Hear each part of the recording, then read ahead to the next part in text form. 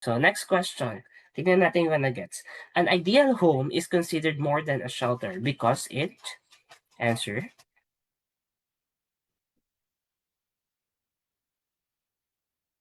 okay, it provides emotional security, supports, and personal development. Okay? Because these options reflects the home role in meeting emotional, psychological, and developmental needs of everyone. Okay? Uh, Sabi dito, Lina is in charge of her household.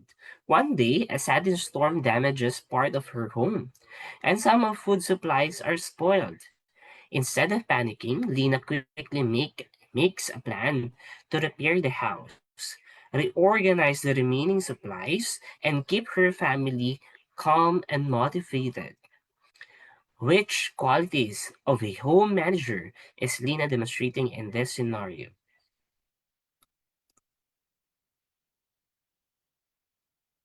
Okay, very good. The answer here is letter D. Bakit?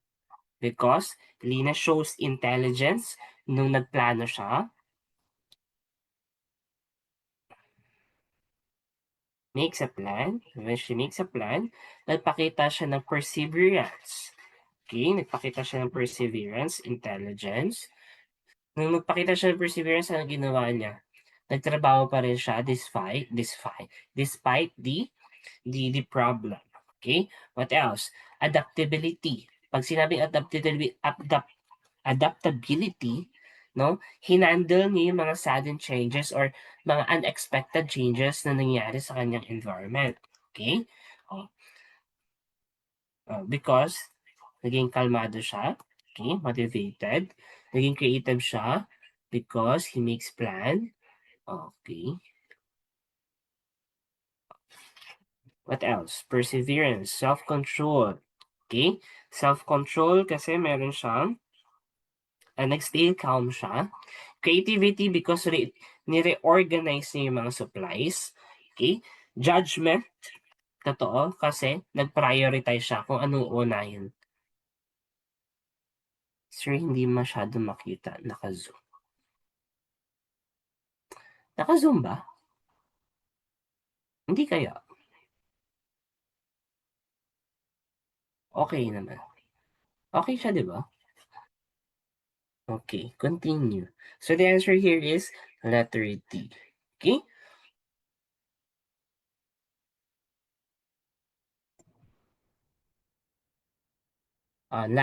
Last question.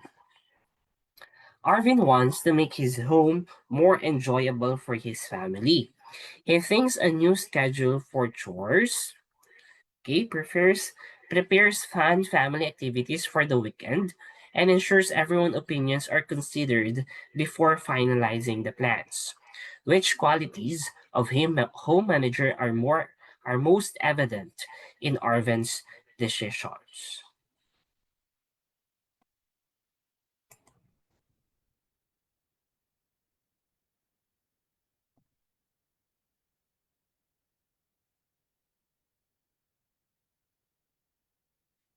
Okay. Kaya pala.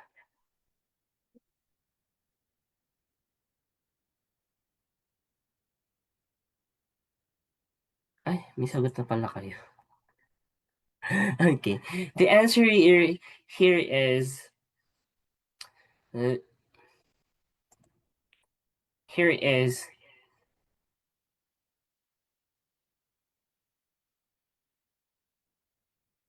wait. Arvin wants.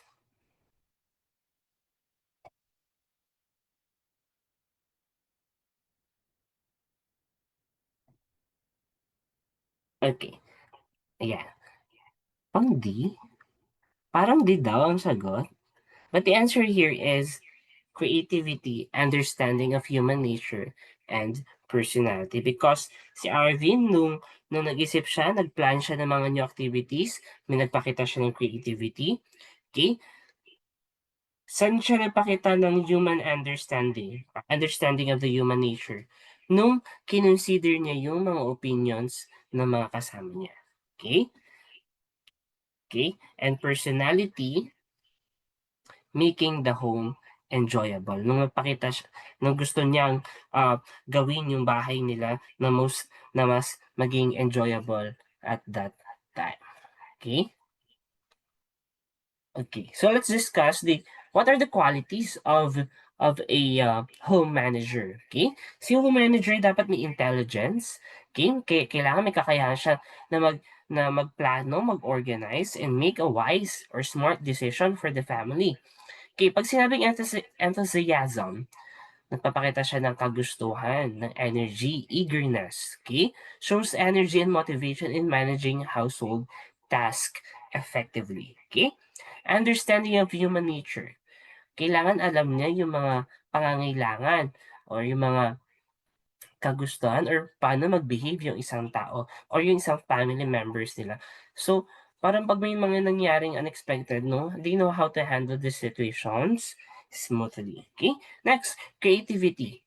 Finds innovative solutions. Okay? Solutions to household problems and make home life more pleasant. Next, judgment. Okay? Makes balanced decision considering the resources, needs, and goals of the family. Okay? Taas kamay dito ng mga ng mga nakaka-relate because they know sa sarili nila kahit kahit hindi pa sila parents, sila na ang home manager ng bahay. I will raise my hands kasi parang lahat ng qualities na 'to ay meron ako, okay? Oh, I'm proud to say that. Yeah, very good si Andrea, 'di ba? No, we know how to make judgment, okay? Considering the resources, needs and goals, 'di ba?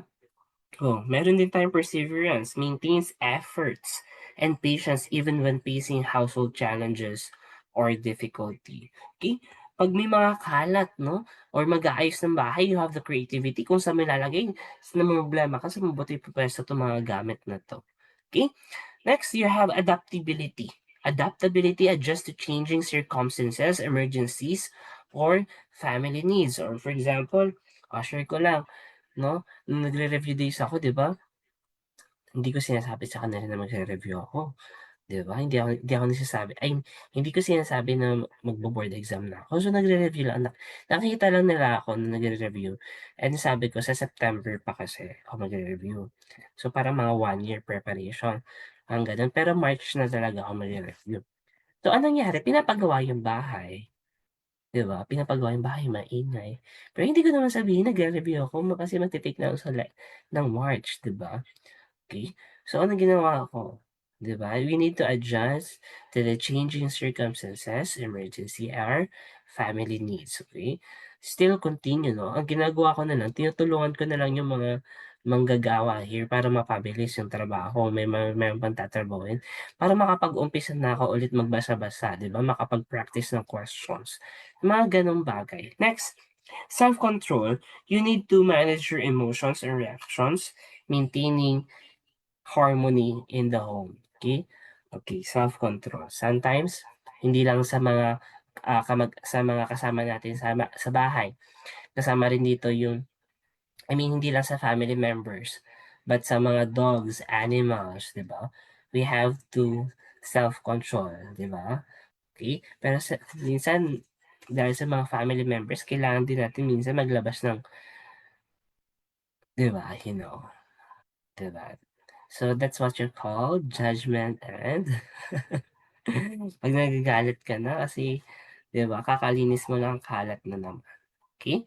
But again, self-control. Next, personality exhibit positive traits like kindness, patience, and leadership, making the home environment attractive and pleasant. Okay?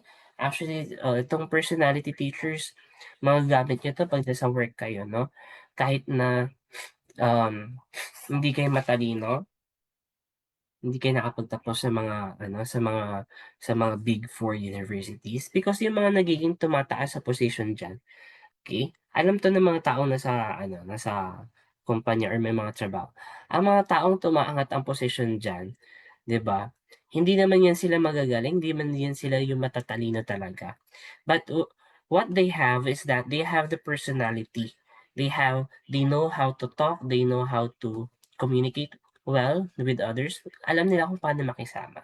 Okay? Ang mga ang napapansin ko lalo na sa'kin, ang nangyayari sa'kin, I'm a good communicator no?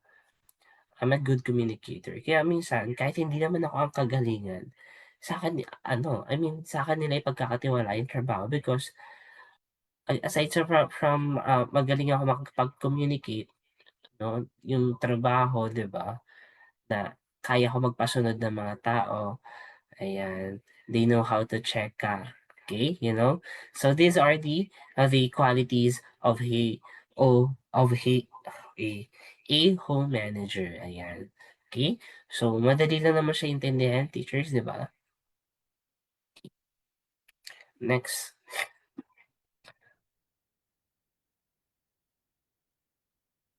next na tayo. Number 2, Filipino family, 'wag na 'yon, 'wag na 'yan masyado siyang mahaba, okey. Next, core topic, Filipino family and values, okay. Now, most relevant in MELCS, most essential competency niya is that uh, identifies types of Filipino families and their characteristics, demonstrates Filipino values in managing family responsibilities. Tinuturo siya sa grade 7 to grade 8. Okay? Okay. So we have the family members, okay? What are their roles and responsibilities? Okay? So, baka wala kang parents, wala kang siblings, no? Ito yung mga family, ito yung roles and responsibilities nila. Ideally, okay?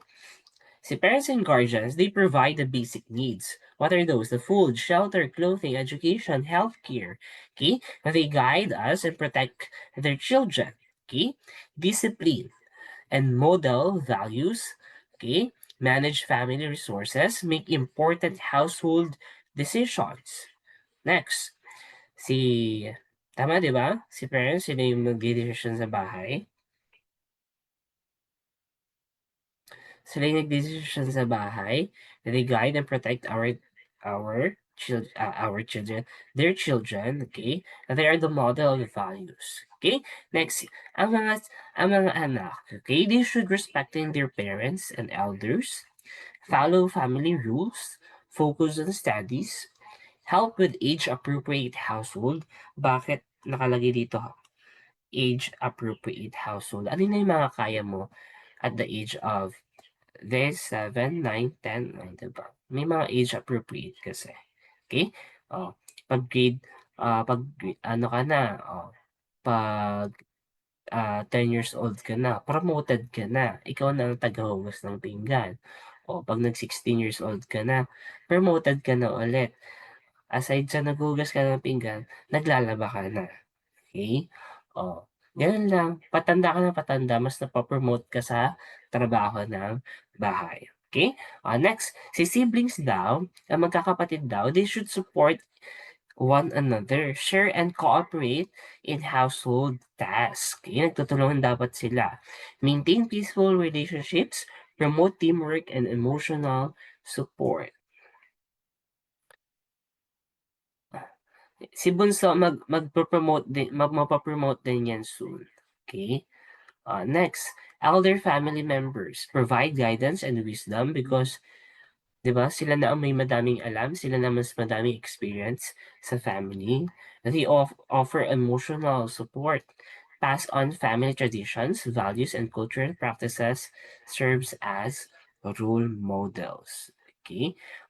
Ang mga family members 'di ba they have the wisdom na before dati kung ang mga lolo niyo ay binubugbog yung mga mama niyo ngayon, yung mga lolo niyo ngayon or lola niyo hindi na papayag yan na yung mama at papa niyo ay papaluin kayo. Ka kasi nung last time na naging gano'n din sila, that's their first time 'no? Kaya nung nagka-chance sila na para magkaanak ulit or nung nagkaapo na sila, they realize na ay, hindi pala dapat gano'n. Okey, hindi pala dapat namamalo, hindi dapat nambubugbog, hindi ka pala dapat sinasako. Kaya mas mabait na sila ngayon sa mga apo nila kasi 'no, yung experience and wisdom na meron sila, yung naranasan nila, and yung self-introspection na yung introspection na nangyayari sa kanila throughout the years 'no, nag-reflect na sila sa mga nangyari. Kasi nasa stage na sila na nagre-reflect sila sa mga achievements nila or nagawa na nila habang nabubuhay sila. Kaya ano, they they're good in providing guidance and wisdom sa mga apo. Okey? Nage-gets ba ako? Baka sabihin niyo 'di ba?